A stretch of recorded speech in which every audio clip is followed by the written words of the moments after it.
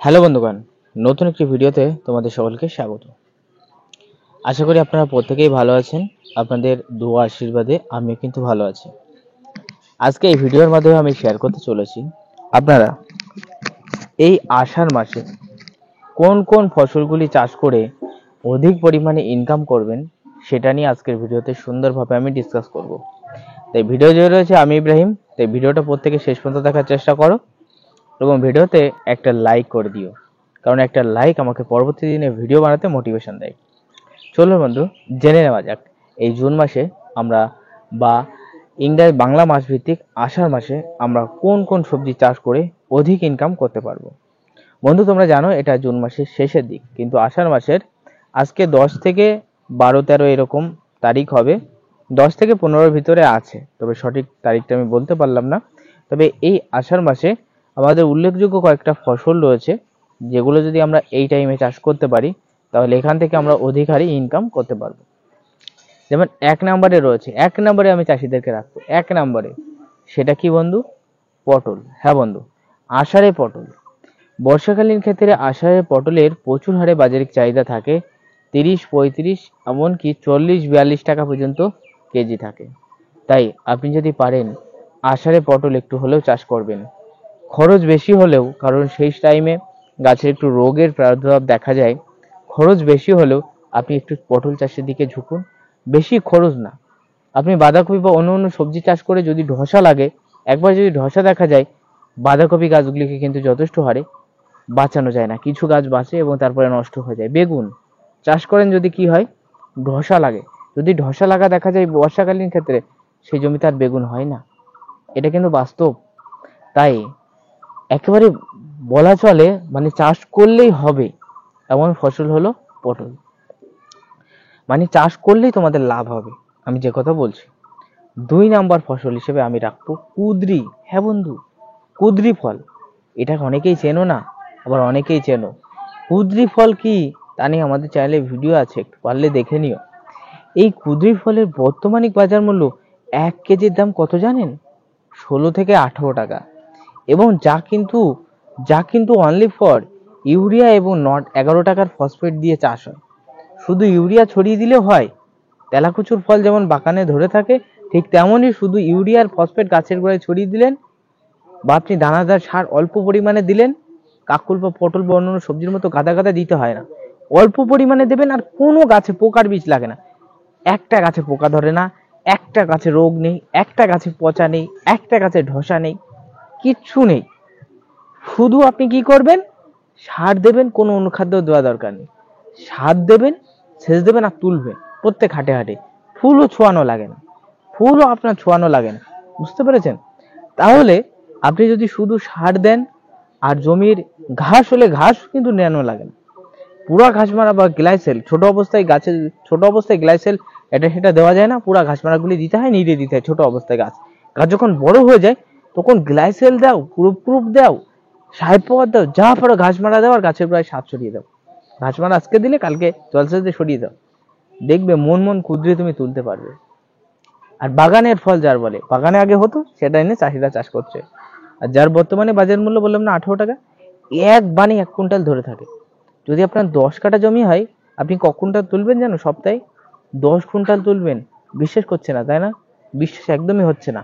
হ্যাঁ বন্ধু, বিশ্বাস করতে হবে। কুঁদরি চাষে এবছর চাষিরা, আমাদের এখানে চাষিরা হাজার হাজার টাকা লুটে নিল। প্রত্যেক হাটে গেলেই 5,000 করে টাকা নিয়ে আসছে 10 কাঠা জমি থেকে। বিশ্বাস করবে না, 5,000 করে টাকা নিয়ে আসছে প্রত্যেক হাটে। সপ্তাহে 2 দিন তোলা যায়। এবার যদি এইভাবে যদি হিসেব করেন তাহলে প্রচুর টাকা। আমি হিসেবের ভরসায় যাব না। এবার অনেকে বলতে পারেন, দাদা যদি দাম না দেয়। হ্যাঁ, দাম না দিলে, আরে ভাই, কোন বছর কোন ফসলে কখন দাম দেবে সেটা ঠিক নেই। তবে তোমাকে কপাল ঠুকে চাষ করতে হবে সবকিছু অল্প অল্প। ঠিক আছে? এর পরবর্তী 3 নম্বরে আসি বন্ধু।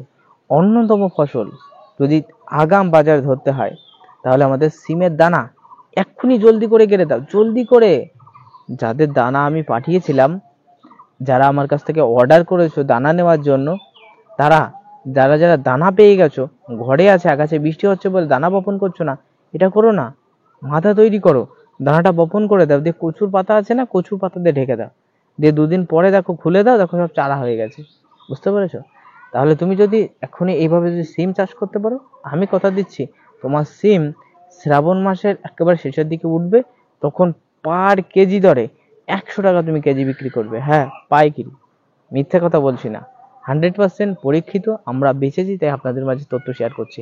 আর অনেকে বলছেন কেরালা সিম, কেরালা সিম, আরে ভাই কেরালা সিম এখন হবে না, শীত না বলে কেরালা সিম হয় না। আপনি বপন করুন না, আমার কথা আমি বলছি, আপনি এখনই কেরালা সিম বপন করুন, যদি কেরালা সিম ধরুন আসে তখন আমাকে বলবেন।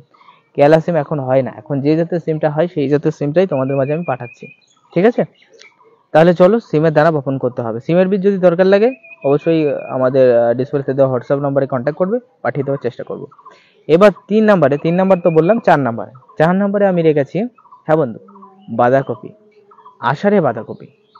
যারা কিন্তু বন্ধু আষাঢ়ে বাঁধাকপি একটু হলেও চাষ করে আগাম বাজার ধরতে চান, তারা খুব দ্রুত নামধারী NS43 বীজটার পাথকুলা তৈরি করে ভালো, খুব দ্রুত।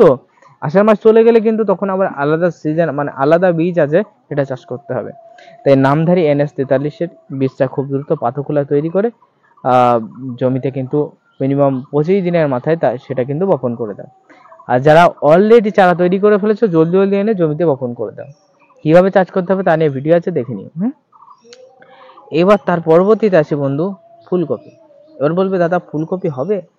ফুলকপি হবে, কিন্তু শীতকালের মতো অত বড় বড় ফুল হবে না, হালকা পরিমাণে হবে। তবে ফুলকপিরও তখন দাম থাকে 70-80 টাকা পর্যন্ত, বাঁধাকপির থেকেও বেশি দাম থাকে, ঠিক আছে?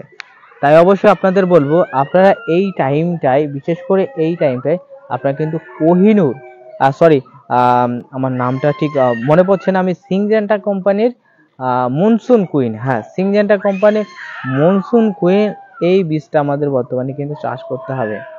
এই বীজটা যদি আমরা এখন চাষ করতে পারি, এখনই যদি আমরা বীজতলা তৈরি করতে পারি, তাহলে আমাদের পুঁততে পুঁততে প্রায় কিন্তু শ্রাবণ মাস চলে আসবে, তখন কিন্তু আমরা প্রচুর হারে দাম পেয়ে যাবো। তাই মনসুন কুইন বীজটাও কিন্তু চাষ করা শুরু করতে হবে, বা বিশেষ করে ফুলকপির ক্ষেত্রে। এবার ফুলকপির পরে চলে আসি বন্ধু শসা।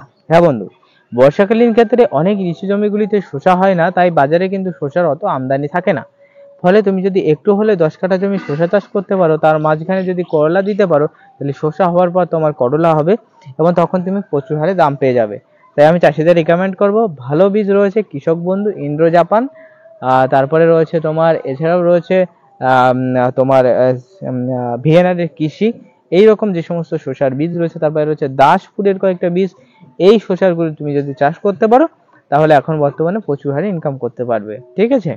তাই এই শসাগুলোও কিন্তু বর্তমানে চাষ করতে হবে। ভালো জাতের শসার বীজ নিতে হোয়াটসঅ্যাপ নাম্বারে কন্ট্যাক্ট করবেন, পাঠিয়ে দেওয়ার চেষ্টা করব। এবার চলুন বন্ধুরা, নেক্সট আর কি চাষ করা যাবে। নেক্সট পরবর্তীতে আমাদের কিন্তু চাষ করতে হবে বন্ধু, হ্যাঁ মূলো শাক। বন্ধু তোমরা জানো, প্রথম দিকে যখন মূলো শাক বাজারে ওঠে, তখন যদি মূলো শাককে যথেষ্ট হারে বাজারে বিক্রি করা যায়, তাহলে কিন্তু তার পার 3 থেকে 4টি করে মূলো শাক তাকে 15 টাকা পিস নেয়। এবার 250 গ্রাম করে যদি তারই থাকে, তাহলে 1 কেজির দাম কত হচ্ছে? 1 কেজির দাম কিন্তু প্রায় 60 টাকা পড়ে যাচ্ছে। আমি তো ধরলাম 60 টাকাও না, তুমি 30 টাকা কেজি মূলো শাক বিক্রি করবে, তাই তোমার প্রফিট হয়ে যাবে। যাদের উঁচু জমি আছে 5 কাঠা মূলো শাক চাষ করো। অবশ্যই কিন্তু সঠিক জাতটা চুজ করতে হবে, ভুলভাল জাত চুজ করলে কিন্তু হবে না, বুঝতে পারছো? ভুলভাল জাত চুজ করলে হবে না, সঠিক জাতটা চুজ করে চাষ করবে। এর পরবর্তী বন্ধু আসি, এর পরবর্তীতে এখন কিন্তু কেউ ওলকপি চাষ করবে না, কেউ কিন্তু ওলকপি চাষ করবে না। অনেকে বলবে ওলকপি চাষ করা যায়, এখন ওলকপি চাষ করলে হয় না। আমরা দেখেছি এর আগের বছর পরীক্ষা করে দেখেছি হয় না। একটুখানি জায়গায় ওলকপি দিয়েছিলাম, হয় না। ওই শুধু কি হয়, গাছ হয় হলুদ হয়, গাছ হলুদ হয়ে মারা যায়, মানে রোদ সহ্য করতে পারে না, এত টেম্পারেচার ওলকপি সহ্য করতে পারে না। অন্যান্য সবজি সহ্য করতে পারে, কিন্তু এ সহ্য করতে পারে না। এর পরবর্তী আমাদের কিন্তু এখন এই টাইপে খুব দ্রুত ভাঙড় বেগুন, সাদা ভাঙড় যে বেগুনটা হয়, সাদা ভাঙড়, এমনকি বন্ধু এছাড়াও রয়েছে মুক্তকাশি। এই বেগুনগুলো আগাম যে বেগুনগুলো হয়ে থাকে, মুক্তকাশি আগাম হয়ে থাকে, এই বেগুনগুলো কিন্তু বর্তমানে চারা তৈরি করতে হবে, খুব দ্রুত চারা বীজতলা তৈরি করতে হবে। যাদের বীজতলা হয়ে গেছে জমিতে বপন করে দাও, আগাম তুমি দাম পেয়ে যাবে, আগাম প্রচুর দাম পেয়ে যাবে। তবে বেগুনের কিন্তু, যেমন বেগুন কিন্তু একটা রাজার চাষ, যদি হয়ে থাকে তোমার কপাল খুলে গেল, যদি না হয় তাহলে কিন্তু কপাল পুড়ে গেল, ঠিক আছে? তাই যথেষ্ট হারে বেগুন গাছের চাষ করলে, বেগুন চাষ করলে যথেষ্ট পরিচর্যা করবেন। সিনজেন্টা কোম্পানির বীজটার নাম হলো সুমিডিস, এই বীজটা দিয়ে চাষ করবেন, সাদা মাছি বাদে সব পোকা মরবে। সাদা মাছির জন্য ডারবি এটা সেটা দেবেন, তাতে কাজ চলবে। তাহলে আমি বেগুনের কথা বললাম। এছাড়াও কিন্তু তোমরা কিন্তু এই টাইমে গরিল্লা যে বেগুনটা হয়ে থাকে সেটা কিন্তু চাষ করা যায়, তবে আমি রিকমেন্ড করে থাকি এটা ভাঙর, মুক্তকাশি আর তোমার ছলি মাকড়া চাইনিজ বেগুন যেগুলো হয়ে থাকে গোল গোল, ওগুলো চাষ করতে বলি। ঠিক আছে, এর পরবর্তী বন্ধু আসে, যারা কিন্তু বেগুনের বীজ পাচ্ছেন না আমাদের হোয়াটসঅ্যাপ নম্বরে কন্ট্যাক্ট করবেন, বীজ পাঠানোর চেষ্টা করব। এবার এর পরবর্তীতে আসে বন্ধু, এর পরবর্তী যদি আপনি চাষ করতে চান একটু হলেও লঙ্কা চাষের দিকে ঝুঁকবেন। হ্যাঁ বন্ধু, লঙ্কা এমন একটা ফসল যা সারা বছর বিক্রি হয়ে থাকে, তাই লঙ্কা যেমন কাঁচা হিসেবে খায় ঠিক তেমনই কিন্তু তরকারিতে রান্না করে খায়। তাই লঙ্কা আমরা যদি এই টাইমে চাষ করতে পারি এখান থেকে প্রচুর ইনকাম বা প্রফিট পাবো। তাই লঙ্কা চাষের দিকে আমাদের যথেষ্ট হারে ঝুঁকতে হবে। তাই লঙ্কা চাষ কিভাবে করবেন তা নিয়ে আমাদের চ্যানেলে ভিডিও আছে। অবশ্যই লঙ্কা চাষ করতে হলে সিনজেন্টার বীজ এবং দেশি বীজগুলোই চাষ করা ভালো। আমার মতে দেশি বীজগুলোই চাষ করা ভালো, কারণ সিনজেন্টার থেকে আমরা দেখেছি দেশি বীজে বেশি পরিমাণে ফলন দেয়। তাই লঙ্কা চাষও আপনারা শুরু করবেন। এর পরবর্তী আসি পেঁপে। হ্যাঁ বন্ধু, পেঁপের বাজারিক চাহিদা এখন প্রচুর রয়েছে। কিছুদিন পরে কিন্তু আবার দাম বাড়বে, কিন্তু আবার কি হবে, কিছুদিন দাম বেড়ে আবার কিন্তু পেঁপের একটু একটু বাজার ডাউন যাবে। কখন ডাউন যায়, যখন কিন্তু বাজারে বিশেষ করে শীতকালের আগের টাইমটায়, যে টাইমটা বাজারে প্রচুর পটল বাঁধাকপি থাকে তখন পেঁপের বাজারটা ডাউন যায়, আবার কিন্তু শীতকালে দাম বাড়ে। তাই এখন যদি আমরা পেঁপে চাষ করতে পারি 1 থেকে 1.5 মাসের ভিতরে যদি ধরাতে পারি প্রচুর দাম পেয়ে যাবো। তাই পেঁপে চাষের দিকে আমাদের ঝুঁকতে হবে। ঠিক আছে, বুঝতে পেরেছো? এছাড়াও বন্ধু বাঁধাকপি, এছাড়াও কিন্তু আমাদের এছাড়াও রয়েছে করলা, এছাড়াও রয়েছে আমাদের কিন্তু তোমার এছাড়াও নানা রকম কিন্তু ফসল বর্তমানে রয়েছে। যেমন আরো কয়েকটা নাম আমি জানিয়ে দিচ্ছি, যেমন রয়েছে বরবটির পাশাপাশি লাফাও কিন্তু চাষ করা যাবে, লাল শাকও চাষ করা যাবে। এগুলো বর্তমানে কিন্তু চাষ করে আমরা অধিক পরিমাণে ইনকাম করতে পারবো। তবে সব থেকে বেশি পরিমাণে কোন কোন ফসলগুলি চাষ করে ইনকাম করা যাবে সেটা নিয়ে আমি ভিডিওতে আলোচনা করে দিলাম। তাই ভিডিও ভালো লাগলে প্রত্যেকে লাইক করে দেবেন, চ্যানেলে নতুন সাবস্ক্রাইব করবেন, ভিডিওটা শেয়ার করে অন্য চাষি দেখার সুযোগ করে দেবেন। আর অবশ্যই ভিডিওতে প্রত্যেকে লাইক করবেন, কারণ আপনার একটা লাইক আমাকে পরবর্তী দিনে ভিডিও বানাতে অনেক মোটিভেট করে। আর অবশ্যই আপনি কোন জেলা থেকে ভিডিওটা দেখছেন আপনি জেলার নামটা লিখে যাবেন, অবশ্যই জেলার নামটা লিখে যাবেন, প্রত্যেকে জেলার নামটা লিখুন। প্রত্যেকে ভালো থাকবেন।